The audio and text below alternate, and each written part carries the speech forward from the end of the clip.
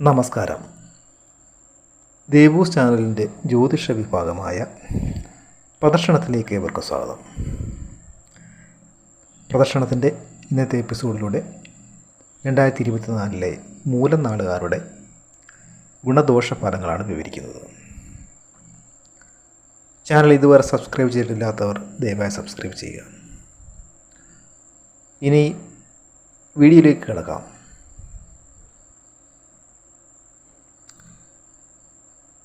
ധനുരാശിയിലായി കാണപ്പെടുന്ന മൂലനക്ഷത്രം അസുരഗണത്തിൽപ്പെട്ടതാണ്. അഹംഭാവികളെന്ന് തോന്നുമെങ്കിലും ശുദ്ധഹൃദയരും നിർമ്മല സ്വഭാവമുള്ളവരുമാണ് മൂലനാളുകാർ.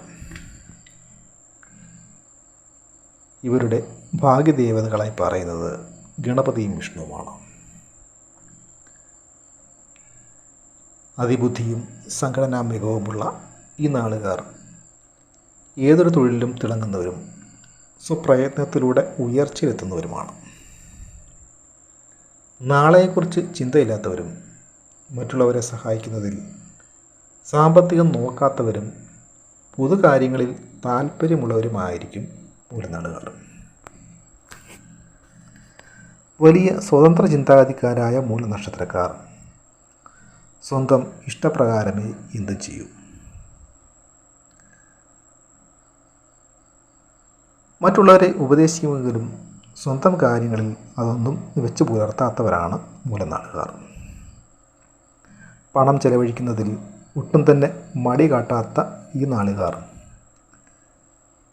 പെരുമാറ്റത്തിൽ ചാപല്യവും അസ്ഥിരതയും കാണിക്കുന്നവരും എല്ലാവർക്കും ബഹുമാനം നൽകുന്നവരുമാണ്. എല്ലാവർക്കും നന്മ ചെയ്യാൻ ആഗ്രഹിക്കുന്നവരാണ് ഈ നക്ഷത്രക്കാർ. വരവിൽ കവിഞ്ഞ് ചിലവഴിക്കുന്ന ഇവർ വലിയ നയശാലികളാണെന്ന് തോന്നുമെങ്കിലും സ്വന്തം കാര്യത്തിൽ അതൊന്നും പ്രായോഗികമാക്കാറില്ല. സദാ പ്രസന്നരും സന്തുഷ്ടരുമായ ഇവർ നേതൃസ്ഥാനം ഏറ്റെടുക്കുന്നതിൽ തൽപരരുമാണ്.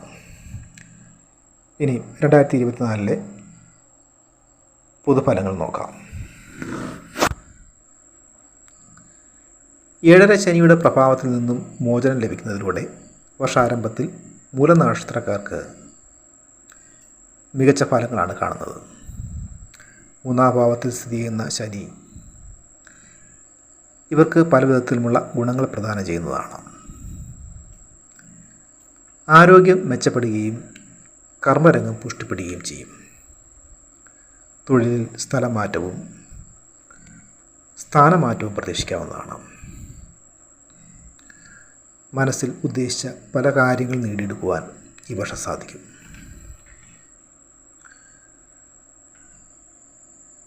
പുതിയ വാഹനം സ്വന്തമാക്കാൻ ഈ വർഷം സാധിക്കുന്നതാണ്. സമൂഹത്തിലെ ഉന്നത വ്യക്തികളുമായി അടുത്ത് ഇടപഴകാനുള്ള അവസരം വന്നു ചേരും. എല്ലാ കാര്യങ്ങളിലും സഹപ്രവർത്തകരുടെ സഹായം ലഭ്യമാകുന്നതാണ്.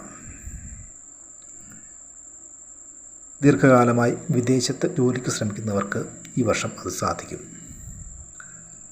രാഷ്ട്രീയക്കാർക്കും പൊതുരംഗത്ത് പ്രവർത്തിക്കുന്നവർക്കും ഒട്ടേറെ ഗുണങ്ങളുണ്ടാകുന്നതാണ്. കലാകാരന്മാർക്കും കായിക രംഗത്ത് പ്രവർത്തിക്കുന്നവർക്കും തങ്ങളുടെ കഴിവുകൾ പ്രകടമാക്കാനുള്ള ഒട്ടനവധി അവസരങ്ങളുണ്ടാവും.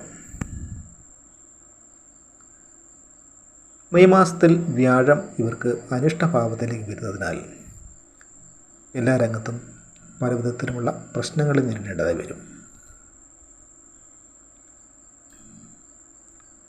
മനസ്സുഖം കുറയുകയും വ്യാകുലതകൾ വർദ്ധിക്കുകയും ചെയ്യും. ശത്രുക്കളിൽ നിന്നുള്ള പലവിധ ശല്യങ്ങളും ഏറി വരുന്നതാണ്. ബന്ധുജനങ്ങളുമായി കലഹിക്കാനുള്ള ഇടവരും.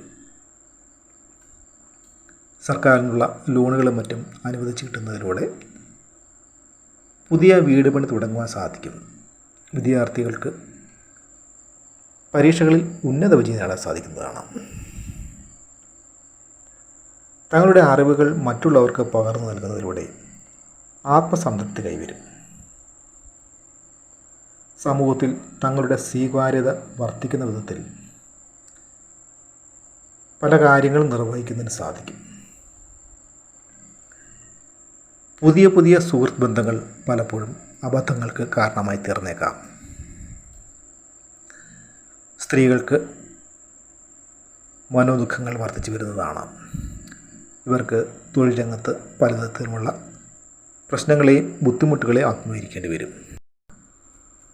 വർഷത്തിൻ്റെ മധ്യത്തിന് ശേഷം സാമ്പത്തികമായി ഏറെ പുരോഗതി കൈവരിക്കുന്നതാണ്. കൃഷിയിൽ നിന്നുള്ള ആദായം വർദ്ധിച്ചു വരും. തൊഴിലന്വേഷകർക്ക് പുതിയ തൊഴിലിൽ പ്രവേശിക്കുന്നതിന് സാധിക്കും. വിവാഹകാര്യങ്ങളിൽ അനുകൂലമായ തീരുമാനങ്ങൾ കൈക്കൊള്ളാൻ സാധിക്കും. പങ്കാളിത്ത കച്ചവടത്തിൽ പുരോഗതി ഉണ്ടാകുന്നതാണ്. ജീവിതത്തിലെ സുപ്രധാനമായ പല വഴിത്തിരിവുകളും 2024 മൂലനാളുകാർക്കുണ്ടാകും. കച്ചവടത്തിൽ പുതിയ പുതിയ മാറ്റങ്ങൾ കൊണ്ടുവരുന്നതിലൂടെ പുരോഗതി കൈവരിക്കുന്നതിന് സാധിക്കും. മറ്റുള്ളവരുമായുള്ള തർക്കങ്ങളും അഭിപ്രായ വ്യത്യാസങ്ങളും രമ്യതയിലെത്തിക്കാത്ത പക്ഷം അത് പലവിധത്തിലുള്ള പ്രശ്നങ്ങളിലേക്ക് വഴിതെളിക്കും. കുടുംബജീവിതത്തിൽ ഉണ്ടായിരുന്ന പല പ്രശ്നങ്ങൾക്കും പരിഹാരം കണ്ടെത്താൻ സാധിക്കുന്നതാണ്. മൂലനാളുകാർ ചൊവ്വ, വ്യാഴം, സൂര്യൻ എന്നീ ഗ്രഹങ്ങളുടെ ദശാകാലങ്ങളിൽ വിധിപ്രകാരമുള്ള ദോഷപരിഹാര കർമ്മങ്ങൾ അനുഷ്ഠിക്കേണ്ടതാണ്.